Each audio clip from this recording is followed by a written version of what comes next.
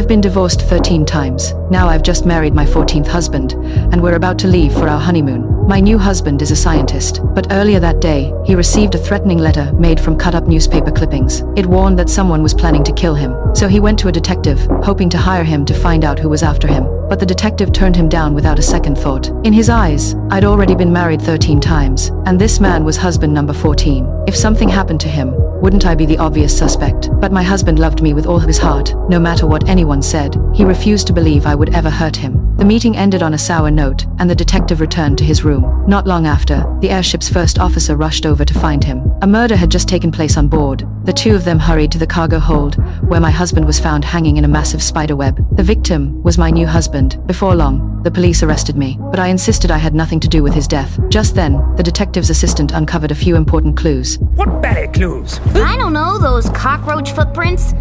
That piece of a fly's wing.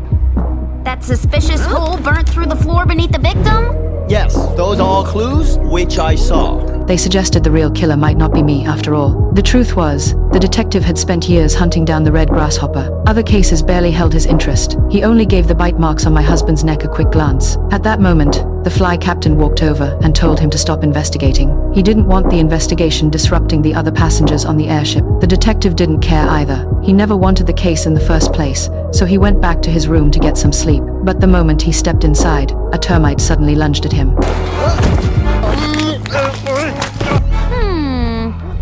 Thinkity think. Ow! Ow! Ow! Inspector Sun? Sir? By the time his assistant realized something was wrong, the detective was already in serious danger. The assistant smashed through the spider web and rescued him just in time. Now, it was obvious. Someone didn't want the detective getting involved in this case. Ironically, that only made him even more determined to solve it. So the detective came to the jail to question me. But I was beautiful and irresistibly charming. Even the detective found himself distracted by me. I'm single now.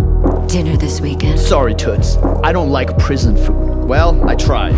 Then I took out a bundle of spider silk and told him my husband had given it to me before he died. Without any warning, I grabbed the detective's arm and gently bit it. But I didn't inject any venom. Instead, I told him to compare the bite mark I had just left with the one on my husband's neck. Then he would know the person who killed my husband wasn't me. The detective returned to the crime scene once again. But what happened next was beyond anything he could have imagined.